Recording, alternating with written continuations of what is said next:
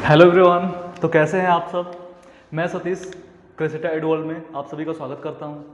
आज हम पढ़ने वाले हैं, स्टार्ट करने वाले हैं ICSE board class 10th organic chemistry. जैसा कि सर ने एक स्पेशल अनाउंसमेंट किया था कि हम लोग आईसीएसई बोर्ड के लिए कुछ कर रहे हैं और वहाँ पे हम लोग क्या करेंगे, आईसीएसई बोर्ड का क्लास 10th का कुछ स्पेशल बैचेस चला रहे हैं और उसमें हम लोग आज ऑर्गेनिक केमिस्ट्री का शुरुआत करेंगे। तो चलिए चलते हैं, ऑर्गेनिक केमिस्ट्री की भावनाओं को समझते हैं, कैसे पढ़ाएंगे, कैसे समझेंगे, कैसे क्वेश्चंस करेंगे, उन सब चीज़ों को आज देखेंगे हम लोग। ठीक है, तो आज हम लोग का टॉपिक रहने वाला है ऑर्गेनिक केमिस्ट्री में सबसे पहले इंट्रोडक्शन देखेंगे कि ये ऑर्गेनिक केमिस्ट्री होता क्या है, इसमें क्या क्या चीज़ें आती हैं, कैसे कैसे इसको हम लोग देखते हैं। उसके बाद इसका सोर्स आएगा, ये ऑर्गेनिक केमिस्ट्री में जो कंपाउंड्स होते हैं, ऑर्गेनिक कंपाउंड, उसका सोर्स क्या होता है, वो कहाँ कहाँ से हम लोग डिराइव कर सकते हैं, कहाँ कहाँ से ऑब्टेंड कर सकते हैं, इन सब चीज़ों को देखेंगे। उसके बाद तीसरा, हमारे नेचर में कंपाउंड नॉर्मली दो टाइप के होते हैं, एक ऑर्गेनिक कंपाउंड, एक इनऑर्गेनिक कंपाउंड। तो हम लोग बात करेंगे कि ऑर्गेनिक कंपाउंड और इनऑर्गेनिक कंपाउंड में डिफरेंस क्या क्या होता है, उनको कंपेयर करेंगे एक दूसरे से।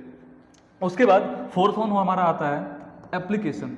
इसके एप्लीकेशन क्या क्या है, इसका यूज़ कहाँ कहाँ कर सकते हैं, हमारे डेली लाइफ में यूज़ कहाँ कहाँ इसका होता है। तो चलिए शुरू करते हैं सबसे पहले इंट्रोडक्शन से कि इसका इंट्रो क्या होता है। इंट्रो के बारे में बात करेंगे तो सबसे पहले जो चीज़ आता है वो इसका डिस्कवरी इन द सेंस बोले तो ऑर्गेनिक कंपाउंड को कैसे कैसे डिस्कवर किया गया था, कैसे कैसे बनाया गया था, कहाँ कहाँ से खोजा गया था, ये चीज़ें हम लोग देखेंगे। और डिस्कवरी में सबसे पहले जो अंकल आए थे उन अंकल का नाम था क्या, बर्जीलियस।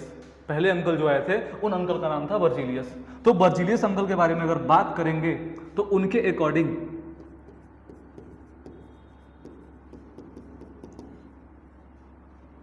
बर्जीलियस अंकल के अकॉर्डिंग ऑर्गेनिक कंपाउंड ऐसे कंपाउंड थे भाई, ऑर्गेनिक कंपाउंड ऐसे कंपाउंड थे जिनको हम लैब में प्रिपेयर नहीं कर सकते थे। पहला काम, ये एक ऐसे कंपाउंड थे जिनको अगर बोल सकते हैं कि ये नेचुरल थिंग से, मतलब लिविंग बींग से पाए जाते हैं। कहाँ से? लिविंग बींग से। मतलब अगर बात करेंगे बर्जीलियस के अकॉर्डिंग, तो अकॉर्डिंग टू हिम, बर्जीलियस के अकॉर्डिंग अगर बात करेंगे तो ऑर्गेनिक कंपाउंड जो होते हैं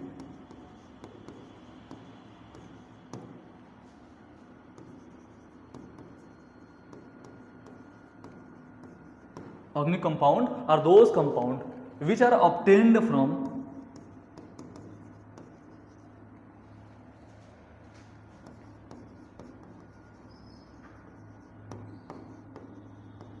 living beings।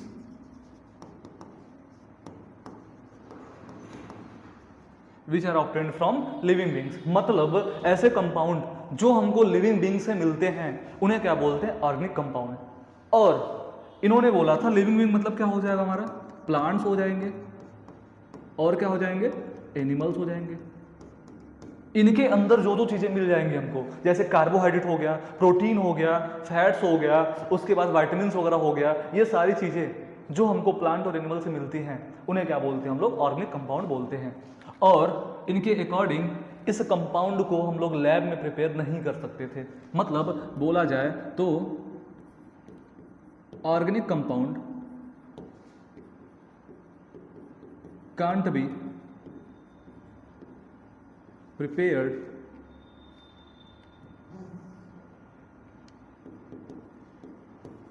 In lab. क्यों? क्योंकि इनका ये मानना था कि इस ऑर्गेनिक कंपाउंड को बनाने के लिए एक स्पेशल टाइप ऑफ फोर्स का रिक्वायरमेंट होता है। बिकॉज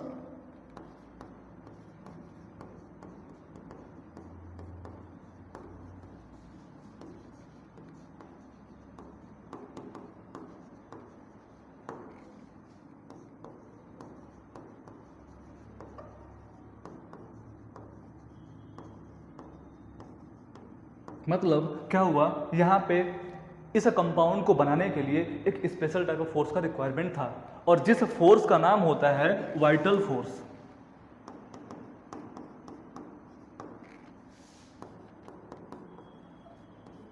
और वाइटल फोर्स के बारे में बात किया जाए तो ये एक ऐसा फोर्स था जो इनमेजरेबल होता है, जिसको मेजर नहीं कर सकते।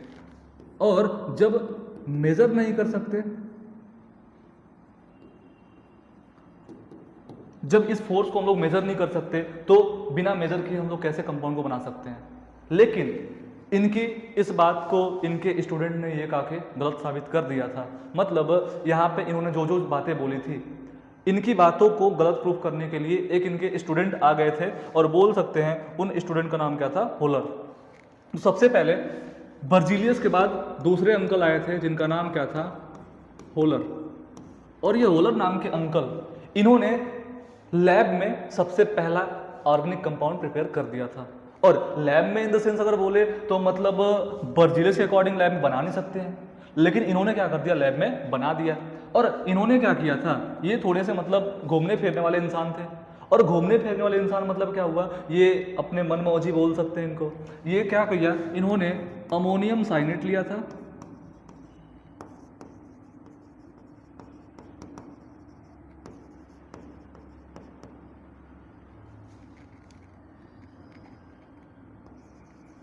और इन्होंने अमोनियम साइनेट को रख दिया था हीट करने के लिए, गर्म करने के लिए रख दिया था। और ये कुछ देरी बाहर और घूमने चले गए होंगे भाई, और बाहर से जब देख घूम के आए तो इनको क्या दिखा कि इस अमोनियम साइनेट से क्या बन चुका है, इस अमोनियम साइनेट से बन चुका है यूरिया। क्या बन चुका है, यूरिया। मतलब क्या हुआ, और ये यूरिया जो होता है, यूरिया कहीं ना कहीं एनिमल के बॉडी से, हमारे ह्यूमन के बॉडी से हमारे अंदर से निकल जाता है, हमारे अंदर मिलता है। और हमारे अंदर मिलता है, हम एक लिविंग बींग्स हैं, तो लिविंग बींग्स के अंदर मिलने वाला जो भी कंपाउंड्स होते हैं वो कैसे कंपाउंड्स होते हैं भाई, ऑर्गेनिक कंपाउंड। और अकॉर्डिंग टू बर्जीलियस यही डेफिनेशन था। लेकिन बर्जीलियस का एक स्टेटमेंट वो गलत प्रूफ हो गया था कि इसको लैब में नहीं बना सकते, और होलर नाम के अंकल ने इस बात को प्रूफ कर दिया कि इसको लैब में बना सकते हैं।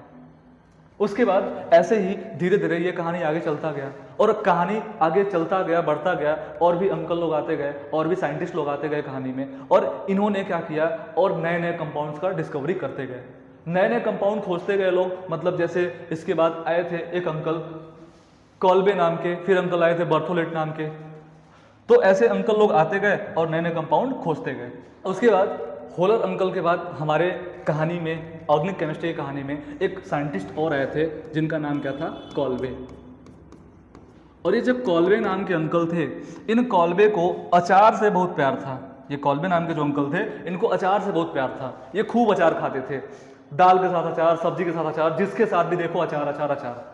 मतलब इनको अचार बहुत पसंद था। और अचार पसंद था तो इनके मन में सवाल आया कि क्या मतलब अचार जो होता है हमारे घर में, वो एक एक साल तक कैसे इतने बढ़िया से रह सकता है, कैसे हम लोग उसको एक साल तक चला सकते हैं। क्योंकि चीज़ें क्या होती हैं, खराब हो जाती है, उसमें फंगस लग जाते हैं, बैक्टीरिया लग जाते हैं, वो और खराब हो जाती हैं। तो इनके मन में यही सवाल आया था कि अचार हम जो एक साल तक खाते हैं, वो एक साल 1.5 साल जो भी खाते हैं, वो इतने देर तक, इतने टाइम तक कैसे सही रहता है, कैसे प्रिजर्व रहता है।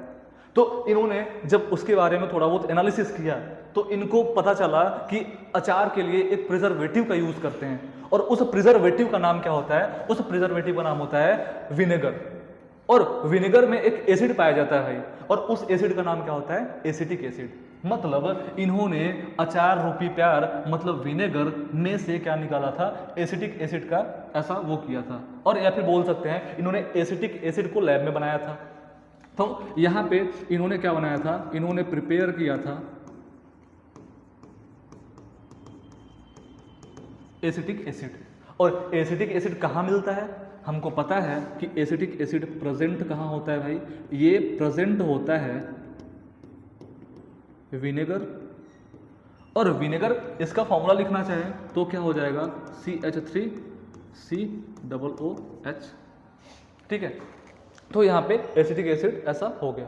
उसके बाद बात करेंगे, ये विनेगर में होता है, और विनेगर जो होता है इसको यूज करते हैं एज अ प्रिजर्वेटिव,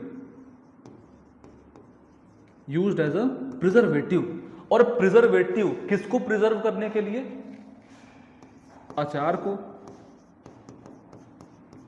तो यहाँ पे क्या हुआ, जो विनेगर होता है, विनेगर को हम लोग यूज करते हैं एज अ प्रिजर्वेटिव, और प्रिजर्व करने के लिए किसको, अचार को प्रिजर्व करने के लिए। मतलब ये अचार को लंबे समय तक बढ़िया से एकदम स्वादिष्ट और खाने लायक रखता है बचा के। इसलिए हम लोग इस विनेगर को एक नया नाम देते हैं क्या, ये विनेगर को अचार से बहुत प्यार होता है, और बोल सकते हैं कॉलवे अंकल को भी अचार से बहुत प्यार था, इसलिए इन्होंने बोला इस विनेगर को क्या बोल दिया, अचार रूपी प्यार। अचार रूपी प्यार मतलब अचार से इतना प्यार, इतना प्यार, इतना प्यार कि पूछो ही मत कितना प्यार।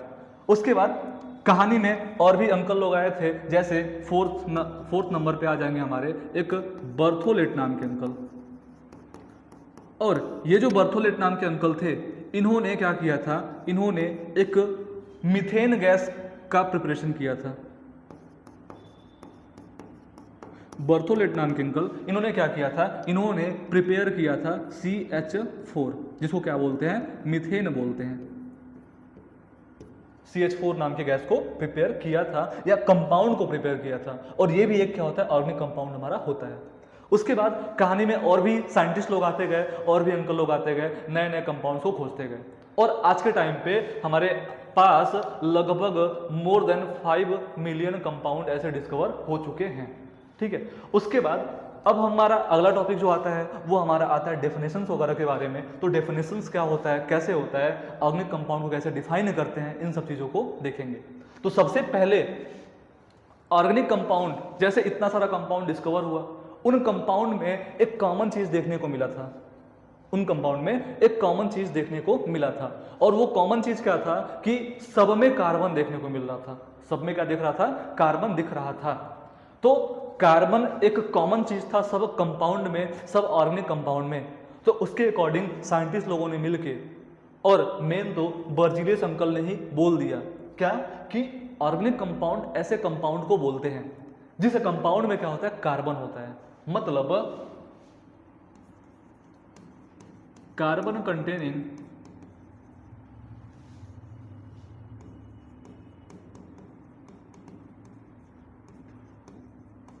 Compound is known as organic compound. मतलब कुछ साइंटिस्ट लोग आए, उन्होंने बोला कि ऐसे कंपाउंड जिनमें कार्बन पाए जाएंगे वो क्या हो जाएंगे, ऑर्गेनिक कंपाउंड हो जाएंगे। लेकिन यहाँ पे कुछ ऐसे कंपाउंड भी थे, जैसे अगर बात करेंगे एक्सेप्शन के बारे में, कुछ मिल जाता है एक्सेप्शन यहाँ पे। तो जैसे बात करेंगे यहाँ पे कुछ एक्सेप्शंस देखने को मिले। एक्सेप्शंस इन द सेंस बोले कि ऐसे कंपाउंड जिनमें कार्बन तो है लेकिन वो ऑर्गेनिक कंपाउंड नहीं है। वो कैसे कंपाउंड थे, इनऑर्गेनिक कंपाउंड थे। जैसे हमारे पास होता है एक CO2 गैस होता है, कार्बन मोनोऑक्साइड होता है,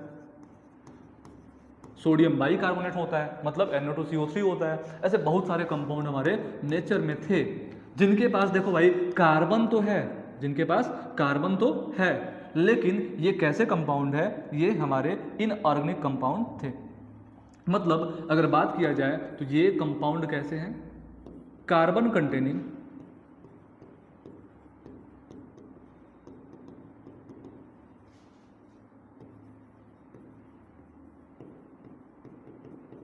इनऑर्गेनिक कंपाउंड।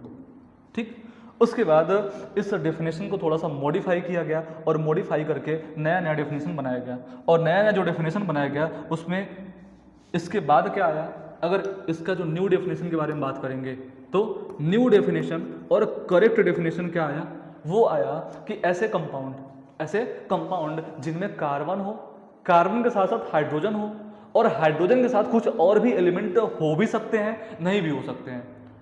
कार्बन हाइड्रोजन का होना कंपलसरी है, लेकिन उसके अलावा कोई अदर एलिमेंट हो भी सकते हैं, नहीं भी हो सकते हैं। होंगे तब भी ऑर्गेनिक है, नहीं होंगे तब भी क्या होगा, ऑर्गेनिक कंपाउंड होगा। जैसे डिफाइन किया गया तो compounds having carbon, hydrogen and, तो यहाँ पे ऐसा आया था कि ऑर्गेनिक कंपाउंड के डेफिनेशन को मॉडिफाई किया गया था, और मॉडिफाई करके एक नया डेफिनेशन बनाया गया था। और नए डेफिनेशन में ऐसा बोला गया था कि ऐसे कंपाउंड जिनके पास कार्बन का होना कंपलसरी है, हाइड्रोजन का होना कंपलसरी है, और उसके अलावा अगर अदर एलिमेंट होते भी है तो भी ठीक है, नहीं होते तब भी ठीक है। तो ये हमारा डेफिनेशन होता है ऑर्गेनिक कंपाउंड का नया डेफिनेशन। और नया डेफिनेशन जो हमारा आया था वो 99.9% का था, करेक्ट आ गया था। ठीक है, उसके बाद बात करेंगे इसके बारे में कि हमारा ऑर्गेनिक कंपाउंड का सोर्स क्या क्या होता है, ये कहाँ कहाँ से हमको मिलते हैं। तो ऑर्गेनिक कंपाउंड का जो सोर्स होता है हमारा, इतने सारे सोर्स होते हैं। पहला प्लांट्स हो गया, एनिमल्स हो गया, ये सब तो नेचुरल थे। बर्जीलियस अंकल ने भी इनके बारे में बताया हुआ था। लेकिन उसके बाद ये कोल हो गया, पेट्रोलियम हो गया, फर्मेंटेशन, वुड, ये सब सिंथेटिक मेथड लैबों में बनाने का तरीका, ये सब के बारे में थोड़ा बहुत ऐसा डिस्कस करेंगे हम लोग। तो जैसे प्लांट हो गया, प्लांट सोर्स हमारा क्या होता है, पहला प्लांट होता है। और प्लांट जो सोर्स होता है, प्लांट से हमको क्या क्या मिलता है भाई, प्लांट से मेनली हमको मिलता है शुगर और स्टार्च, सेलुलोज, ये सारी चीजें हमको देखने को मिलती हैं। अगर बात करेंगे प्लांट से क्या क्या मिलता है हमको, तो प्लांट से हमको मेनली मिलता है क्या, शुगर मिल जाता है, स्टार्च मिल जाता है, सेलुलोज मिल जाता है, और कुछ दवाइयाँ इन द सेंस बोले ड्रग्स वगैरह मिलते हैं, जिसका दवाई में मेडिसिन में यूज़ करते हैं। और कुछ लोग इसका यूज़ करते हैं एज ए मतलब बोल सकते हैं नशे वशे के लिए यूज़ करते हैं, और कुछ ड्रग्स वगैरह हमको मिल जाते हैं। तो ये सारी चीज़ें हमको प्लांट से मिल जाती हैं। और प्लांट से मेनली बात करेंगे, प्रोटीन्स भी मिल जाते हैं, प्लांट से विटामिन्स भी मिल जाते हैं, हमको ये सारी चीज़ें मिल जाती हैं। लेकिन बात करेंगे फिर दूसरा एनिमल्स के बारे में। तो एनिमल से हमको क्या क्या मिलता है, तो एनिमल्स किस ऑर्गेनिक कंपाउंड का सोर्स होता है, तो जो एनिमल्स होता है वहाँ से हमको यूरिया मिलता है, जो हमारे अंदर से किडनी प्यूरिफाई वगैरह करके जो भी यूरिया निकालता है। उसके बाद हमको एनिमल से क्या मिलता है, मेजर सोर्स ऑफ प्रोटीन होता है एनिमल, और फैट्स वगैरह भी हमको एनिमल से मिल जाता है। उसके बाद बात करेंगे हम लोग कोयला वगैरह देखे होंगे लोग, सुने होंगे ऐसा, तो वहाँ से हम बात करेंगे तो वहाँ से हमको बेंजीन मिल जाएगा, टॉलिन मिल जाएगा, नेफ्थलीन मिल जाएगा, डाइज, ड्रग्स, परफ्यूम्स, और ये सारी चीज़ें मिलती हैं। और ये सारी चीज़ें मिलती कैसे हैं, तो ये सारी चीज़ें हमको मिलती हैं, जो कोल होता है उसका हम लोग डिस्ट्रक्टिव डिस्टिलेशन करते हैं। और ये टर्म क्या होता है भाई, डिस्ट्रक्टिव डिस्टिलेशन। तो बात करेंगे अगर डिस्ट्रक्टिव डिस्टिलेशन के बारे में, तो इसका मतलब क्या होता है, तो इसका मतलब जो होता है, जो कोल होता है हमारा, जो हमारा कोल होता है, इसको हम लोग गर्म करते हैं, हीट करते हैं in the absence of air. जब heating of coal in the absence of air, जब एयर के एब्सेंस में इस कोल को हीट करेंगे तो हमें क्या मिलेगा, हमें ये सारी चीजें मिल जाएंगी। और इन सारी चीजों में बेंजीन, टॉलिन, ये सब तो मान लो ऑर्गेनिक कंपाउंड ऐसे होते हैं, एज ए सॉल्वेंट यूज करते हैं। लेकिन नेफ्थलीन जो होता है, हमारे बाथरूम में जो गंदे गंदे स्मेल आते हैं, उन स्मेल को खत्म करने के लिए नेफ्थलीन का टैबलेट वगैरह, गोली वगैरह यूज करते हैं, तो वो नेफ्थलीन यहाँ पे ऐसा यूज में लेते हैं। डाइज वगैरह क्या होता है, डाइज किसी भी चीज को कलर करने के लिए डाइज वगैरह का यूज करते हैं, ड्रग्स वगैरह मेडिसिन में यूज करते हैं, वगैरह वगैरह आता है सब। परफ्यूम्स जो हम लोग डेली लाइफ में यूज करते हैं, परफ्यूम वगैरह यूज करते हैं, वो सब किससे बनता है, वो सब भी हमारा ऑर्गेनिक कंपाउंड होता है। और ये सब कैसे बनता है, जो कोल होता है, कोल को एयर के एब्सेंस में अगर हीट करेंगे तो ये सारी चीजें हमको डिराइव कर सकते हैं, ये सारी चीजें ऑब्टेन हो सकती हैं। उसके बाद फोर्थ नंबर पे हमारा आता है क्या, पेट्रोलियम।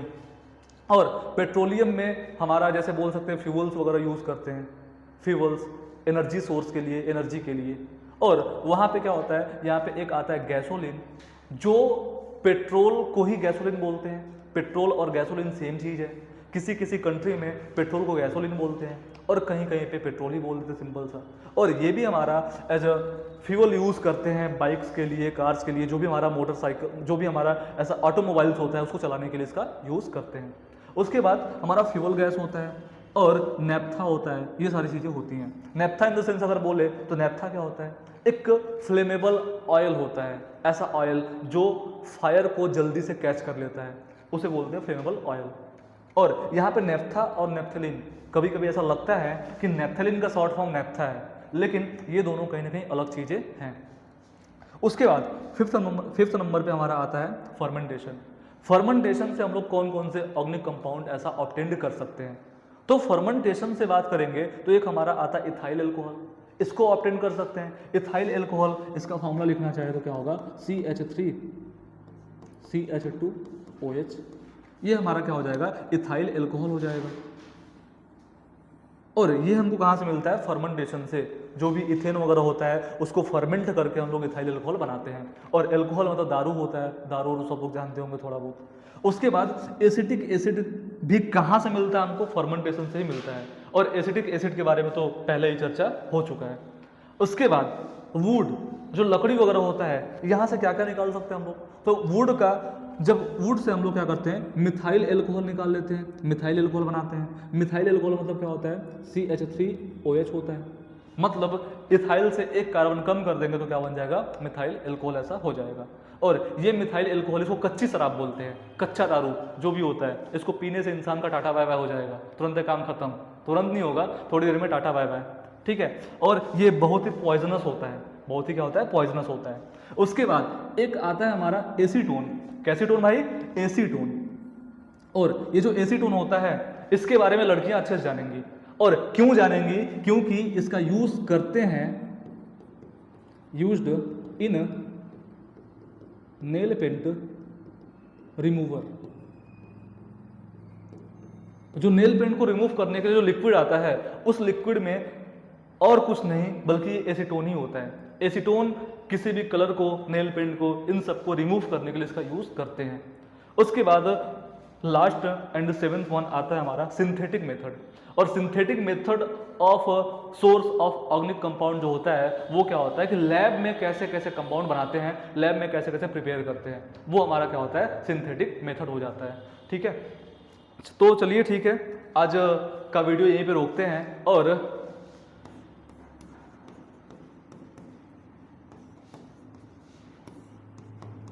आज के लिए थैंक यू सो मच, ठीक है। और मिलते हैं अगली क्लास में, तब तक के लिए ओके, बाय बाय।